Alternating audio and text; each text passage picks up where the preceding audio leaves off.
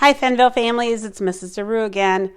Just back to read some more Hank Zipzer with you. Hope you enjoyed yesterday.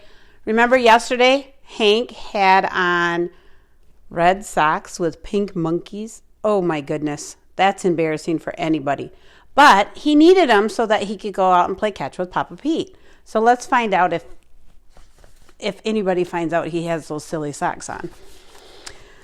Before I opened the door, I looked through the peephole to make sure it was Papa Pete.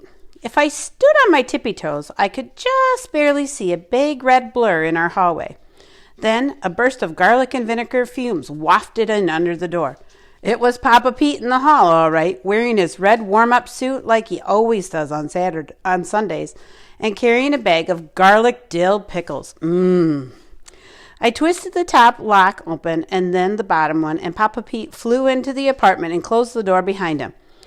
"Just in the nick of time," he said. "Mrs. Fink is trying to get me to come in for a piece of her cherry strudel." Mrs. Fink is our next-door neighbor. She's always baking things for Papa Pete. Once, I heard my mom telling my dad that she thinks Mrs. Fink wants to have a romance with Papa Pete. When I heard her say that, I covered up my ears and started yelling, peas and carrots, really loud to block out the rest of the conversation. Trust me, you would have done that too. Mrs. Fink is really nice. It's just that she cruises around our hallways always wearing a huge pink bathrobe and not always wearing her false teeth. False teeth are teeth that you can take out. That fact alone pretty much puts the whole romantic topic off limits for me. "Hanky, we are going to have a great day. Very productive," Papa Pete said. He grabbed my cheek between his thumbs and his pointer finger and pinched it. "Have I ever told you how much I love this cheek and everything attached to it?" he said. "Only about 1,010,000 times," I answered. "Good. Then make this 1,011th," he said. He laughed as he went into the kitchen and put the bag of pickles into the refrigerator. "Are you ready? Let's go to the park," he shouted from the kitchen. I can't leave the apartment, Papa Pete," I said. "No socks. They're still in the dryer downstairs." "Well, there's a solution to every problem," he said as he came back into the living room. Not to this one," I said. "The only socks I could find were these," and I lifted my pants to show him Emily's red monkey socks. "Do they fit?" he asked. "Yeah, they do. So what?" "So you'll wear them to the park. Your pants will hide them. And when your handsome face, who's going to look at your feet?" "Oh, no way, Papa Pete. My body is not leaving this apartment. Period." "Listen, Hanky, you want to learn to throw, right? Today's the day. I can feel it." "Do you know how many kids I know who will be at the park?" I shook my head. No, thanks, Papa Pete. "I'm sorry you came all the way over here for nothing." "Wait a minute," Papa Pete said, twisting his big mustache in his fingertips. "Something tells me you're trying to wiggle out of this because you think you're not good at baseball." I didn't answer. "Hanky, I wouldn't lie to you. You're getting better every time we try." I catch like a 5-year-old girl with a blindfold on," I said. "Face it, Papa Pete, I'm no athlete and never will be." "Didn't you tell me on the phone that your school is having a big softball game this weekend?" Papa Pete said. "It's the school Olympiad. The tryouts are tomorrow for the softball team." "Do you want to play?" he asked. "Well, of course. It's my dream," I answered. "But I'm horrible. I'm not even going to try out." Papa Pete put his big hand on my head. "I want only positive thoughts running around in there. You won't succeed if you don't believe you can. Now, come, let's practice." "You're forgetting about these," I said, pointing to the monkeys that were still staring up at me from my ankles. Papa Pete pointed his finger toward the ceiling and spun it around in a circle, which he does when he has a great idea, like this. "We'll have the catch in the courtyard outside the basement door. We'll be alone. You can wear monkey socks or rhinoceros socks and no one will even see. End of conversation." That sounds like a good idea. Leave it to Papa Pete to figure it out in the best possible way. I ran to my room, picked up my mitt, and flew out the door. Whoops. It was only when I pushed the button for the elevator that I realized I had forgotten something very important. I went back and opened the apartment door. Papa Pete was still standing there, tapping his foot. Did you forget something? Namely, me, he said. We went back into the hall, and I got into the elevator. Just as the door was closing, we caught sight of Mrs. Fink coming out of her apartment. She was carrying cherry strudel, and her mouth was closed, so we couldn't really tell about her teeth or not. Papa Pete grinned at me as the elevator door closed. Saved by baseball, he said. We laughed as we rode the elevator down to the courtyard. Right here, Papa Pete yelled, pounding his fist into the center of his glove. Put it right here. We were alone in the courtyard. Our apartment building towered over us on 3 sides, and the 4th wall was formed by the bricks of the building right next to ours. It was quiet there and peaceful. The courtyard was starting to fill up with the smells of all the Sunday dinners cooking. I was pretty sure Mrs. Park was making Korean barbecued ribs, and I thought I smelled Mr. Gaskell's sausage and peppers cooking on top of his stove. On Sundays, Ashley's grandmother always makes the greatest soups with wontons and pork and Chinese cabbage floating around like delicious little boats. I was wondering how wontons float when I suddenly realized that Papa Pete was talking to me. Remember, Hank has a hard time concentrating sometimes. Hank, where are you? He said. Are we going to play baseball or are we going to daydream? Oops. Sorry, Papa Pete. I was thinking about wonton boats, I said. Papa Pete came over to me and put his hand on my shoulder. You've got to clear your brain of everything but the ball, he said. The key to throwing is concentration. You have to keep your eyes on the target and focus. Where your head goes, your body goes. Where your body goes, your arm goes. And where your arm goes, the ball goes. It's that simple. Yeah, simple for you, I said. Obviously, you can't smell Mrs. Wong's wontons. One thing at a time, said Papa Pete. Play ball now, eat wontons later. He handed me the ball. Keep your eye on the center of my glove and let one rip. That's good advice. Tonight when I go out and play catch with Easton, I'll have to really practice that. Papa Pete walked back to the other side of the courtyard and squatted down like a catcher behind the metal drain we were using for home plate. I adjusted the ball in my hand. Okay, here goes nothing. I stared at Papa Pete's glove, brought my arm back behind my ear, whipped it around like a windmill, and released the ball. I was expecting my usual throw, which barely makes it to home plate, but bam! The ball shot out of my hand and fired right into Papa Pete's glove. It was fast and hard and straight. What was that? I said in amazement. Holy moly, Hanky, Papa Pete said, and without saying another word, threw the ball right back to me. He put his glove up again, and I took the ball, wound up, and let it go underhand. Bam! The ball shot out of my hand and headed straight for the center of his glove again. Excuse me, Mr. Professional, Papa Pete said. Did you take a throwing pill this morning?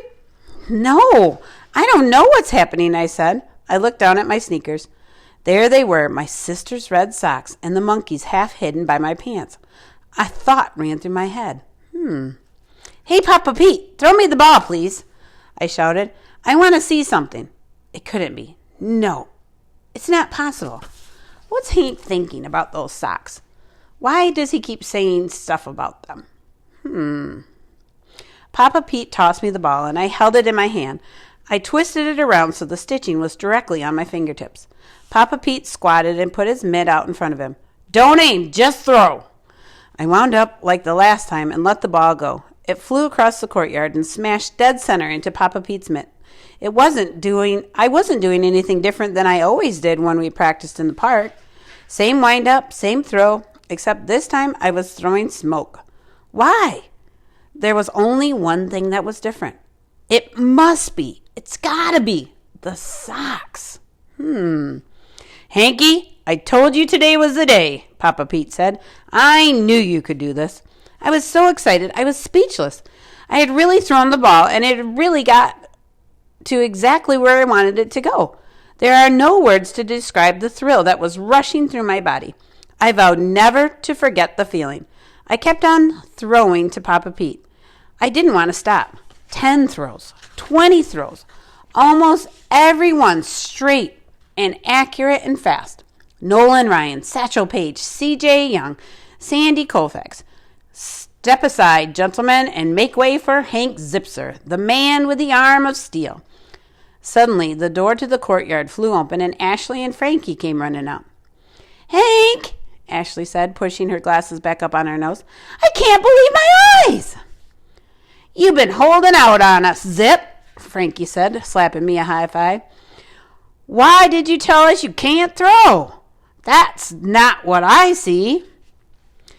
We were upstairs helping my grandma chop vegetables for soup, Ashley said, and we heard this bam, bam, bam. We looked out the window and saw you throwing strikes, Hank. Where you been hiding that? Honestly, guys, I said, I've never thrown like this before. I don't know what's gotten into me. I couldn't tell them about the socks. They'd think I'd gone nuts. So, do you think that Hank thinks his socks are lucky for some reason? Maybe he's just been practicing so much that he's getting much better at pitching. Papa Pete walked across the courtyard and came over to Frankie and Ashley. He pinched both of their cheeks, too. How are my grandkids, he said. Even though they're not his grandkids, he calls them that, and they love it. Every kid on the planet would want to be Papa Pete's grandkid. That is, every kid who likes lollipops and root beer floats and big hugs and free tokens for video games. How do you like the arm on this boy, Papa Pete said, giving me one of those big hugs that I just mentioned. Zipperoonie, you throw like a Yankee, Frankie said. Correction, I throw like a Met, I answered. It's amazing that Frankie and I have remained best friends, even though he's a Yankee fan and I'm a Mets fan. Whoever you throw like, I want you to pitch for my team in the Olympiad, said Ashley.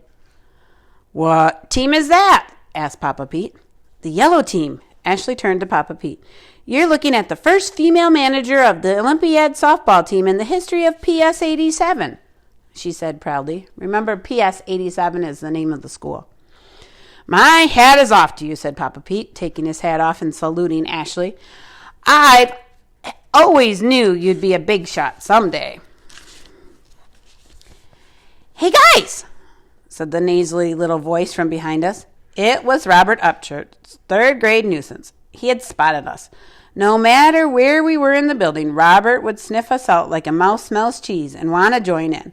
He's like our shadow, a very bony, long-winded, nose-blowing shadow.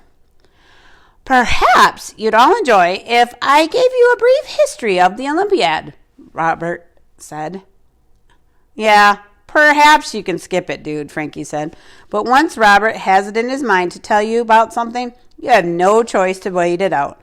The boy's got a brain like a tape recorder, and once he's on play, there's no shutting him off. The Olympiad is an all-school competition, now in its 27th year at PS 87. Everyone in third grade or above is either put on the yellow team or on the blue team, Robert droned on. The kid was on autopilot. We all started to yawn, but that didn't stop old Robert. No, sir. We participate in 3 events to test our mind, body, and spirit. The softball game is a traditional test of the body.